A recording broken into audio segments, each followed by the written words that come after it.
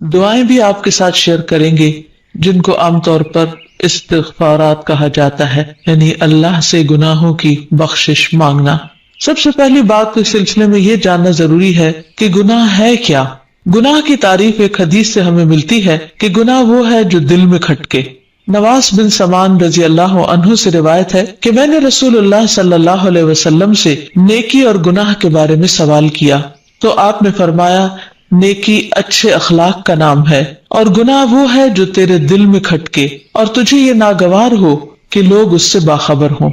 یعنی انسان کے دل میں جس بات پر، جس کام پر چبھن محسوس ہو اور جس چیز کو انسان لوگوں سے چھپانا شروع کر دے، سمجھیے کہ پھر وہ اللہ سبحانہ و تعالیٰ کی نافرمانی کا کام ہے،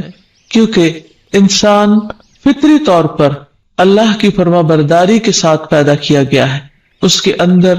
اللہ تعالیٰ نے اپنی پہچان بھی رکھی ہے، حیا بھی رکھی ہے اور نیکی کا جذبہ بھی رکھا ہے۔ قرآن مجید میں آتا ہے فَأَلْهَمَهَا فُجُورَهَا وَتَقْوَاهَا کہ انسان کے اندر اس کا فجور اور تقوی ہم نے الہام کر دیا، ڈال دیا۔ یعنی انسان کو فطری طور پر معلوم ہے کہ اچھائی کیا ہے اور برائی کیا ہے۔ پھر شریعت اس کو بتاتی ہے کہ حلال کیا ہے، حرام کیا ہے، جائز کیا ہے، ناجائز کیا ہے۔ ان ساری معلومات کے باوجود اصل مفتی انسان کے اپنے دل کے اندر ہوتا ہے، جو اسے آگاہ کرتا رہتا ہے کہ وہ کیا ٹھیک کر رہا ہے اور کیا نہیں۔ تو گویا گناہ کا معیار دل کی حالت پر ہے، جیسا کہ ایک اور روایت سے بھی ہمیں پتہ چلتا ہے۔ خوشنی رضی اللہ عنہ کہتے ہیں کہ ایک مرتبہ میں نے پوچھا کہ یا رسول اللہ صلی اللہ علیہ وسلم، یہ بتائیے کہ کون سی چیز میرے لیے حلال اور کون سی چیزیں حرام ہیں۔ آپ صلی اللہ علیہ وسلم نے سر اٹھا کر مجھے نیچے سے اوپر تک دیکھا اور فرمایا، نیکی وہ ہوتی ہے جسے کر کے نفس کو سکون اور دل کو اطمینان نصیب ہوتا ہے، اور گناہ وہ ہوتا ہے جس میں نہ نفس کو سکون ہوتا ہے نہ دل کو اطمینان، اگرچہ مفتی فتوے دیتے رہیں، یعنی ساری دنیا میں یہ کہتی رہے کہ تم ٹھیک کر رہے ہو، لیکن اگر انسان کا ضمیر چین میں نہ ہو اور وہ اس کے خلاف جا رہا ہو تو انسان کو ساری دنیا کے باتوں کے مقابلے میں اپنے ضمیر کی آواز پر کان دھرنے چاہیے۔ پھر سوال یہ پیدا ہوتا ہے کہ گناہوں کے بارے میں جاننا کیوں ضروری ہے؟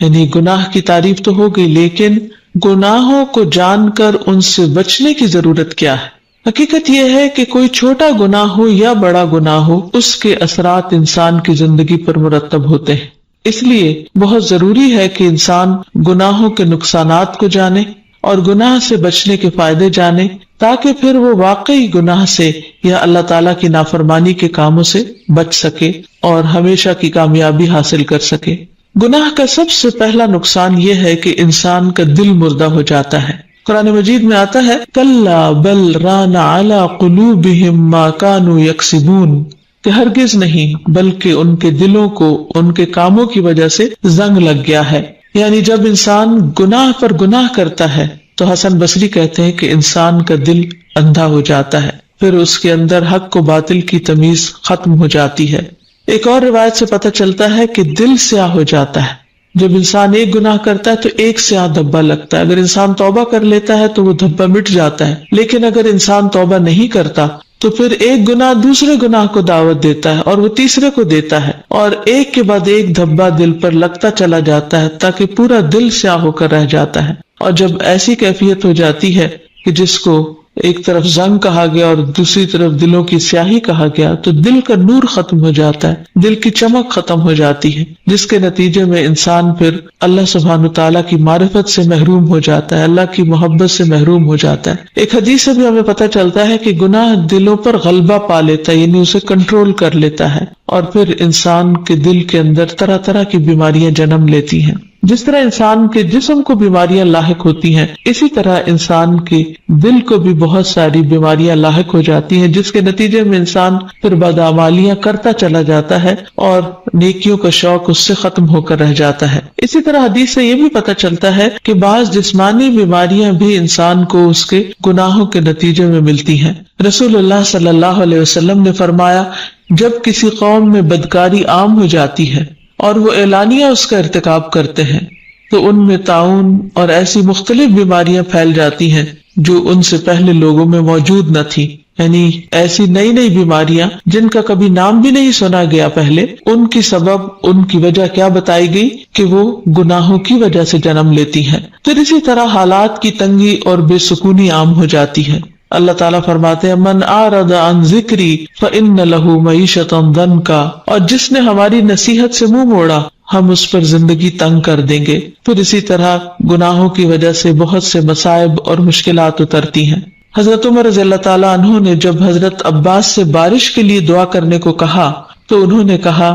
اے اللہ، بے شک مصیبتیں گناہوں کی وجہ سے ہی نازل ہوتی ہیں اور انہیں صرف توبہ ہی مٹا سکتی ہے۔ رسول اللہ صلی اللہ علیہ وسلم نے فرمایا کوئی گناہ اس لائق نہیں کہ اللہ اس کے کرنے والے کو دنیا میں جلدی سزا دے دے اور اس کے ساتھ ساتھ آخرت میں بھی اس کی سزا جمع رکھے، جیسے کہ ظلم اور زیادتی اور قطع رحمی ہے۔ یعنی یہ ایسے گناہ ہیں کہ جن کی سزا انسان کو دنیا میں بھی ملتی ہے اور آخرت میں بھی ملے گی۔ پھر اسی طرح انسان کے لیے بہت سی مشکلات پیدا ہو جاتی ہیں، اس کے کام مشکل ہو جاتے ہیں، دشواریاں اور تنگیاں پیدا ہو جاتی ہیں، کیونکہ انسان جب اللہ تعالیٰ کی نافرمانی کرتا ہے تو اللہ تعالیٰ اس بندے سے ناراض ہوتا ہے اور پھر اس کو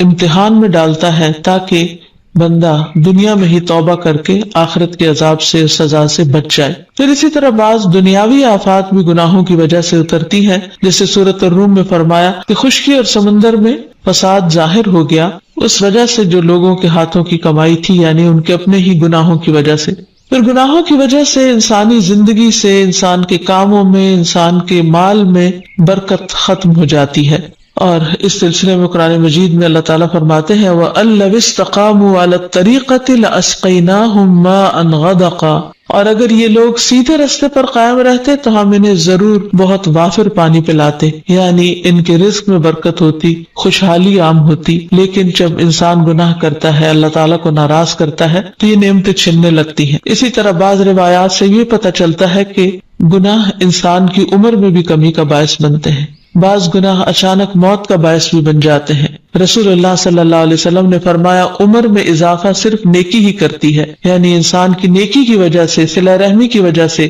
خاص طور پر والدین کے ساتھ حسن سلوک کی وجہ سے انسان کو زیادہ موقع مل جاتا ہے جینے کا اور نیکیاں کرنے کا۔